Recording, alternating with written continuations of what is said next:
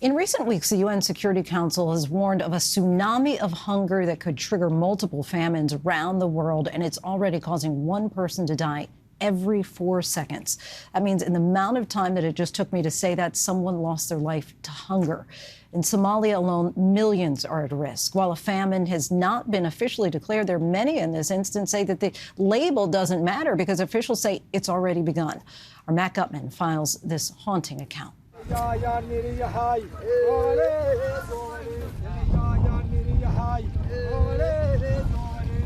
They sing to the camels because this drought is breaking even the desert's hardiest animal. Healthy camels can go 2 weeks without water, but not a starving one. They belong to Ali's family. Once a sign of wealth, now his finger traces their bony ribs and hips, a map of his community's hunger. What does it mean when the camels start to die?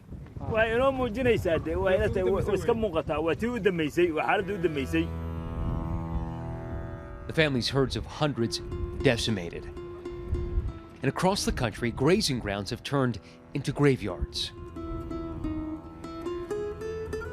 The country's south is on the brink of an official famine, and already untold thousands have died, many on the way to camps like this. And the majority of the dead are children.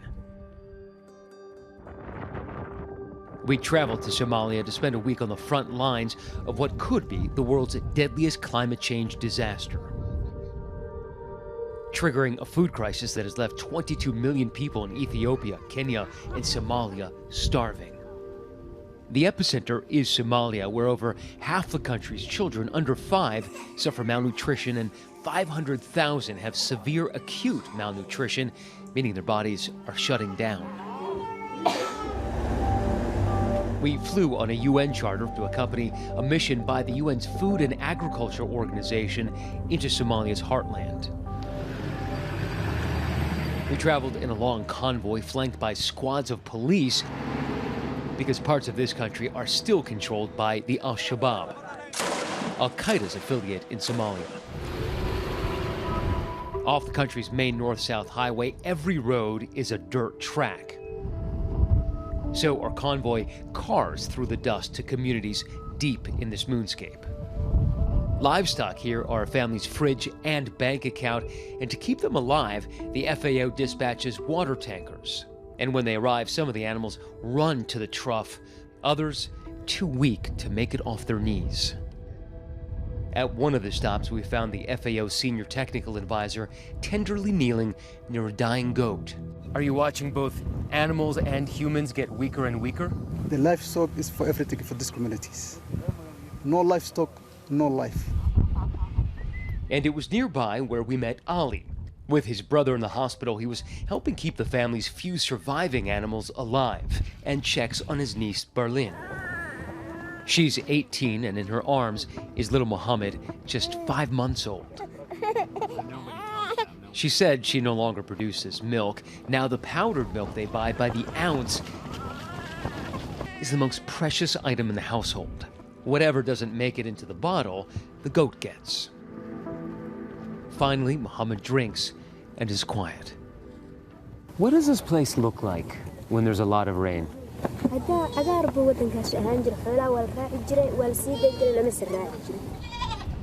The livestock of traditional herders accounted for about 80% of Somalia's exports, feeding the wealthy of the Arab world. Now most of the herders subsist on a single meal of plain rice every day. Barlin telling us her days used to be non-stop. But now she sits and waits for the rains.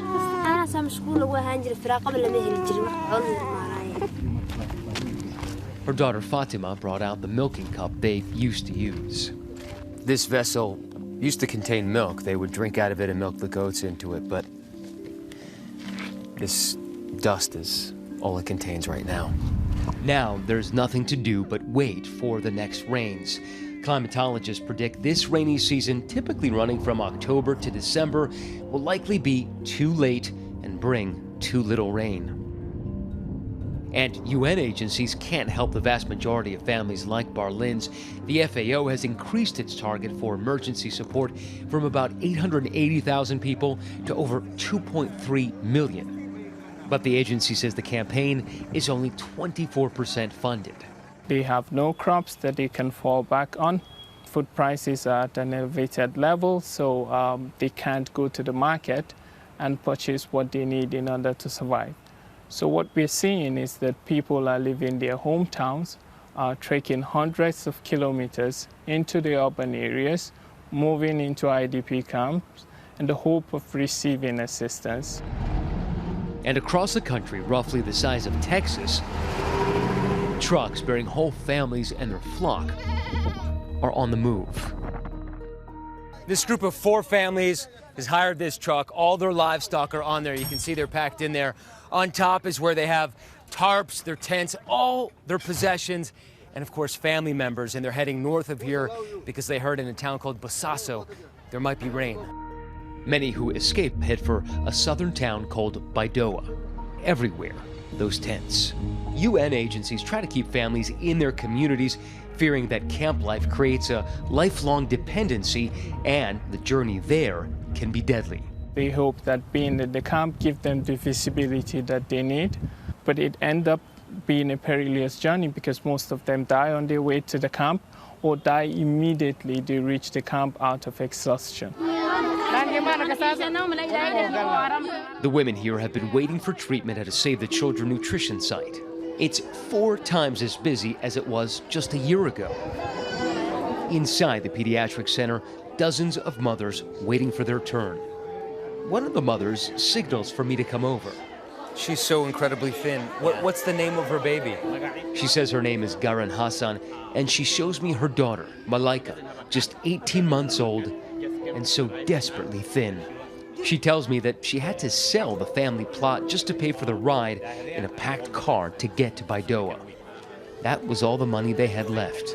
Her husband, she says, died at the beginning of the hunger.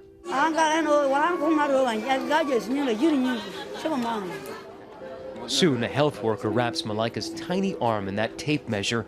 It's barely 2 inches around. Then, like other children who don't have the strength to stand on a scale, they weigh her in that bucket. As it slowly twists around, Malaika doesn't fuss. She just stares ahead, glassy-eyed. Baby Malaika here weighs just over 11 pounds. Finally, they test her appetite with a nut-based ration. It's funded by the U.S. government and distributed by the millions. These packets are designed to taste like candy, but offer an immediate boost to a starving child. But Malaika is simply too sick to eat, too weak to cry.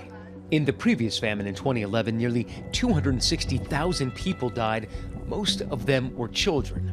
And this time, Somalia has yet to declare an official famine. For me, the declaration of famine is irrelevant. Because right now, look around you. What is this if this is not famine? Humanitarian groups, including the UN, are united on this.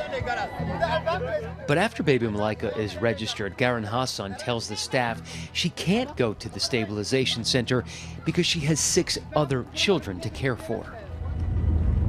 But the next day, the Save the Children staff send a team to Garan Hassan's hut for a welfare check. What's inside that tent isn't good.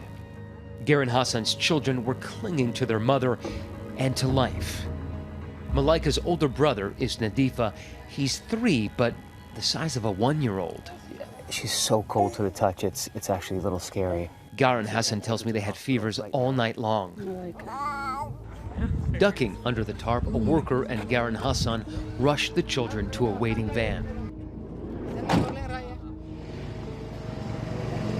They bump down the road to the hospital and emerge in that courtyard. The staff processes the children, and you can hear Nadifa keep saying, "I'm thirsty, I'm thirsty."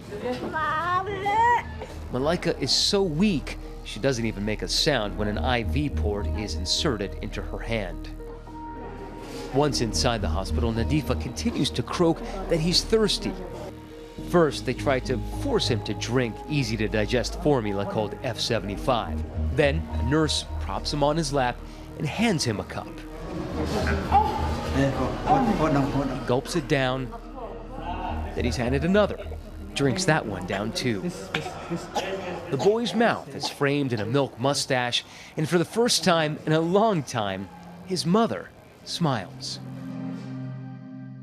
Lindsay, two things struck me from our week here on the ground. The first is how gutting it is that so many of these pediatric deaths are preventable if only those children can get to treatment. The other is the ubiquity of this hunger crisis. We were in the north and here in the south. It is everywhere. Livestock are dying and people are dying as well. And right now, humanitarian agencies are so woefully strapped financially, they're operating on just a fraction of their budgets, that they can't help everyone. They're triaging assistance, basically taking from the hungry to feed the starving. Lindsay. So glad that you were pointing this out for us, Matt, and nothing like seeing that little frothy milk mustache of the little baby. Our thanks to Matt.